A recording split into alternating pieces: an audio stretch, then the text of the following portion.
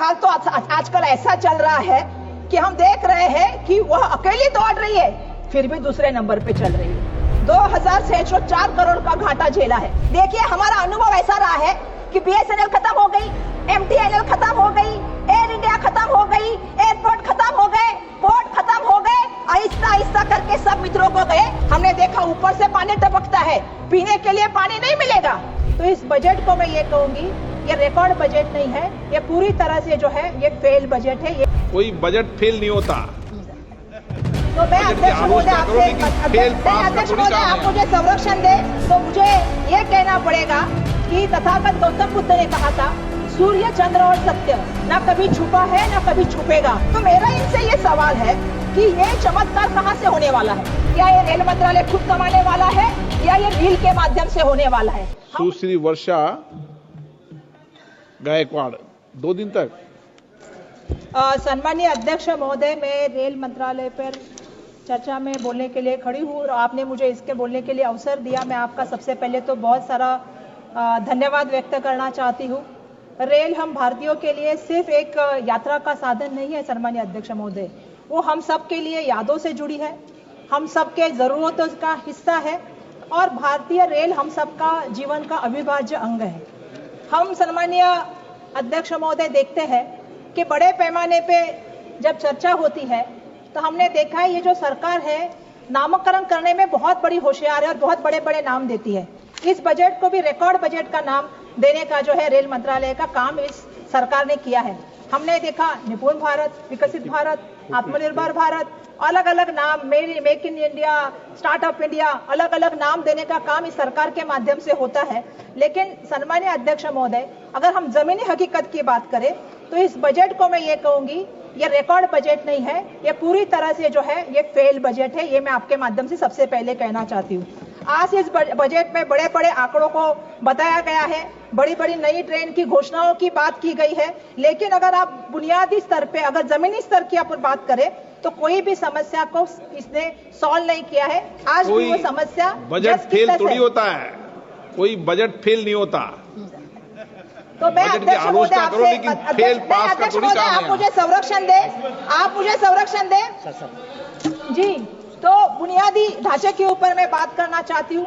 मैंने देखा, जब भी मैं संसद में आई तब से मैं देख रही हूँ, मुझे ऐसा लग रहा है हर चीज जो है 2014 के बाद से ही हुई है। जैसा आप सबको मालूम है, जब भी हम चर्चा करते तो भारतीय रेल का उगम भी अगर 2014 में आप लोग कहेंगे, जैसे किसी सदस्य ने कहा था कि स्वतंत्रता की जो है 2014 से हुआ है, तो मुझे ये कहना पड़ेगा कि तथागत गौतम बुद्ध ने कहा था, सूर्य, चंद्र और सत्य ना कभी छुपा है ना कभी छुपेगा। तो ये सत्य बिल्कुल सामने आएगा। तो आप कितना भी इसको रिकॉर्ड ब्रेक आपका बजट कहिए, लेकिन बिल्कुल ही आपका रिकॉर्ड ब्रेक बजट नहीं है, यह आपका फेल बजट है। ये कैसे, मैं सम्मानीय अध्यक्ष महोदय आपको बताना चाहती हूँ। 2.5 लाख करोड़ का बजट है और वो भी कैपिटल एक्सपेंडिचर है। मैं इसमें एक चीज बताना चाहती हूँ, अंग्रेजी में एक कहावत है, devil is in the details. इसका मतलब क्या है सम्मानीय अध्यक्ष महोदय? इस बजट के आप अगर प्रावधानों को देखेंगे तो आपको रेल का पूरा बजट अगर आपने देख लिया तो आपको पता चल जाएगा कि 8,20,000 करोड़ बजट है, जिसमें से 2,55 करोड़ रुपया जो है ये बजट भारत सरकार की बजटरी सप्लाई से के माध्यम से रेलवे को मिला है। और जो बाकी का बजट है, जो 5,65,000 करोड़ रेल का बजट है, जो उन्होंने अपने रेवेन्यू से जोड़ा है। तो इसका मतलब आप क्या समझ रहे हैं कि भारत सरकार ने रेलवे मंत्रालय को कितनी मदद की है?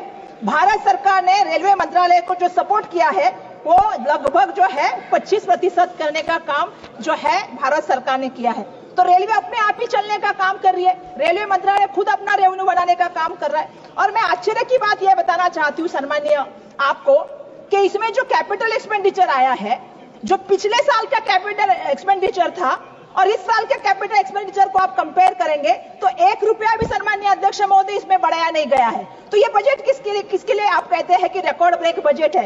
ये मेरा सबसे पहला कहना है। रेल हमारे सबके जीवन की क्या है? जीवन रेखा है। हम सुबह से शाम जो है इसको मानते हैं क्योंकि इससे हमारा जीवन चलता है। लेकिन आज क्या परिस्थिति है? आज यह परिस्थिति है कि जो हमारी जीवन रेखा है वो आईसीयू में भर्ती है और जो है वेंटिलेटर पे चल रही है। ये दुर्भाग्यवश हमारी जो है रेल की अवस्था इन्होंने करने का काम किया है। अगर अध्यक्ष महोदय मैं आपको बताऊं, ऑपरेटिंग रेशो अगर आप देखेंगे तो 98.43% है, इस तक पहुंच गया है। तो आपको मैं इसका मतलब बताना चाहती हूं, इसका मतलब है कि रेलवे जितना पैसा कमाती है उतना पैसा वो खर्च करने का काम करती है। यहां पे मुझे आपको एक कहना पड़ेगा, एक मैं कहानी बताना चाहूंगी। एक इंसान पूरा महीना काम करता है, पूरा महीना काम करने के बाद सैलरी लाता है, सैलरी को जो है पूरा खर्च कर देता है और अपने ईएमआई भरने के लिए उधार लेता है और फिर जोर से कहता है कि मैं आत्मनिर्भर हूं। वैसी ही अवस्था इस रेलवे की हुई है। सन्मान्य अध्यक्ष महोदय, मैं यहां से बताना चाहती हूं, सन्मान्य अध्यक्ष महोदय, मेरा दूसरा जो मुद्दा है वो है रेलवे की वित्तीय सेहत के बारे में। अब इनकी सेहत की भी हमें चिंता करने की बहुत सारी जरूरत है।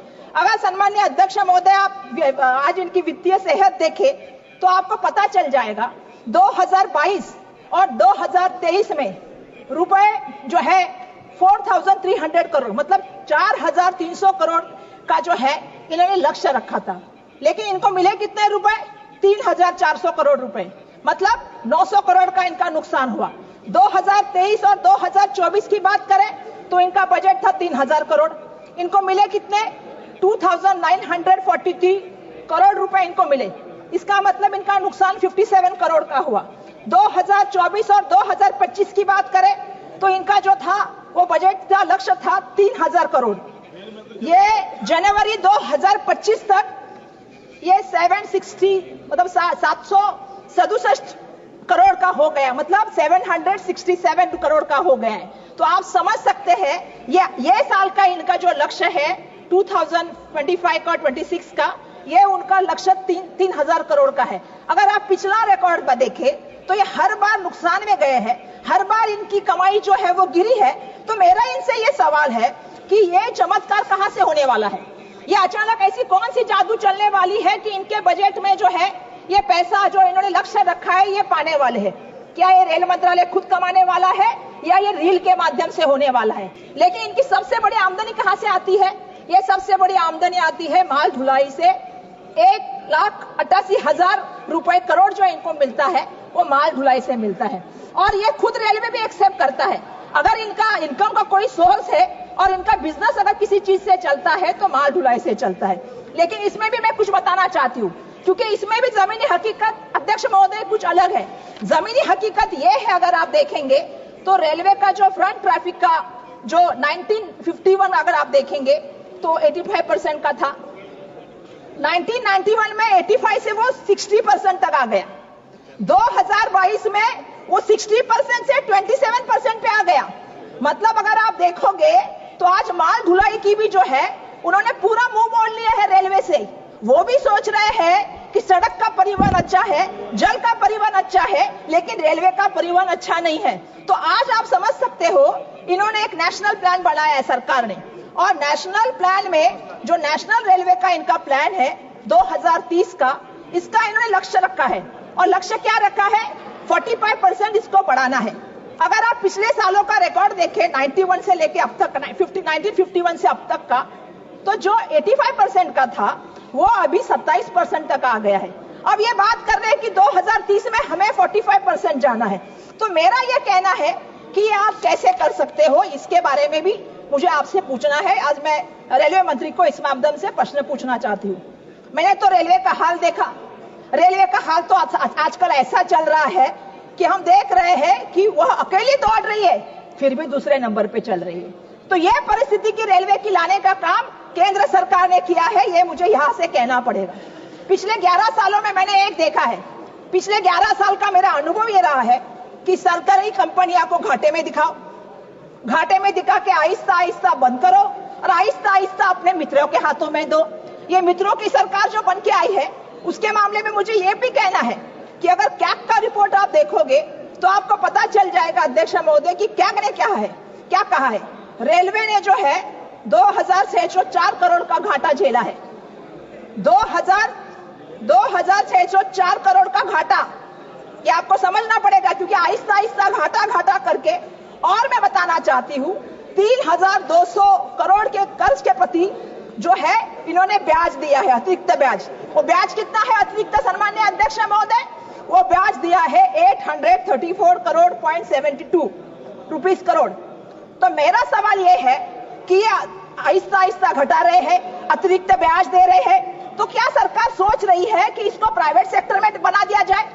देखिए, हमारा अनुभव ऐसा रहा है कि बीएसएनएल खत्म हो गई, एमटीएनएल खत्म हो गई, एयर इंडिया खत्म हो गई, एयरपोर्ट खत्म हो गए, पोर्ट खत्म हो गए, आहिस्ता आहिस्ता करके सब मित्रों को गए। हमने देखा ऊपर से पानी टपकता है, पीने के लिए पानी नहीं मिलेगा, पर एसी कोच में जो है ऊपर से पानी टपकता मिलेगा। 12-12 घंटे आपको ट्रेन के लिए इंतजार करना है, बैठने की व्यवस्था नहीं है, खाने की व्यवस्था नहीं है, पीने की व्यवस्था नहीं है। सम्मान्य अध्यक्ष महोदय, प्लेटफॉर्म पे क्या है? प्लेटफॉर्म पे गंदगी के बड़े से बड़े जो है अंबार खड़े हैं। सुरक्षा की बात हम क्या करें? सुबह हमारी लड़कियां ट्रेन में गई थी 7 बजे, उसके ऊपर बलात्कार हुआ, तो सुरक्षा की व्यवस्था क्या है? सम्मान्य अध्यक्ष महोदय, मैं एक बात पूछना चाहती हूँ, जहां भीड़ भाड़ के स्टेशन होते और जहां भगदड़ मच के मौत होती है, दिल्ली की घटना को आप देख लीजिए अध्यक्ष महोदय, दिल्ली की घटना को हम देखते हैं, भीड़ भाड़ हो गई, लेकिन रेलवे प्रशासन के अधिकारी बचाव यंत्रणा का काम छोड़ के, बचाव कार्य छोड़ के सरकार को बचाने में जुड़े हुए थे। हमारी बात पत्रकारों तक नहीं जानी चाहिए, हमको उसको नकारना है, हमको इसको बोलना नहीं है, हमको इसको छुपाना है। यह बचाव कार्य रेलवे के प्रशासन के माध्यम से चालू था। अनंत पानन में रात को मुआवजा दिया गया, जिनकी मौत हुई, जो घायल हुए, जो आहत हुई, उसका कोई भी जो है सम्मान्य अध्यक्ष महोदय बात लोगों के सामने नहीं आई। हमने अयोध्या स्टेशन में देखा, हमने प्रयागराज स्टेशन में देखा, ये क्या चल रहा है? पिछले दिनों हमने महाराष्ट्र में घटना देखी, एक जलगांव की घटना हुई, एक पुष्पक एक्सप्रेस जा रही थी मुंबई की तरफ, और वहां पे अचानक से भगदड़ मच गई कि कहां गया, ट्रेन में आग लगी है, ट्रेन में आग लगी है, लोग कूद गए ट्रेन से बाहर। सामने जो है वहां से बेंगलोर एक्सप्रेस आ रही थी, उसके नीचे लोग कुचले गए, 13 लोगों की मौत हो गई। इसका जिम्मेदार कौन है सम्मान्य अध्यक्ष महोदय, मुझे आपसे पूछना है।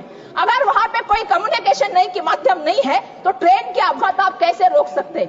आज अगर बात करें प्लेन में, आप देखेंगे कि कभी हवा का दबाव हो गया, टर्बुलेंस आ गया, तो हवा का दबाव कम हुआ तो आपके ऑक्सीजन मास्क आते हैं, टर्बुलेंस आ गया तो आपको सीट बेल्ट की बात आती है, कोई आपसे कम्युनिकेट करता है। लेकिन ट्रेन में जब घटना घटती है तो आपसे कम्युनिकेट कौन कर सकता है? ये भी मेरा सवाल है।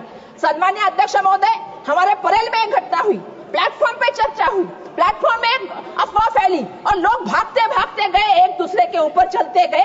ऐसी घटनाओं में जो मौत होती है उसका जिम्मेदार सरकार को रहना चाहिए, ये मेरा यहाँ से सम्मान्य अध्यक्ष महोदय कहना है।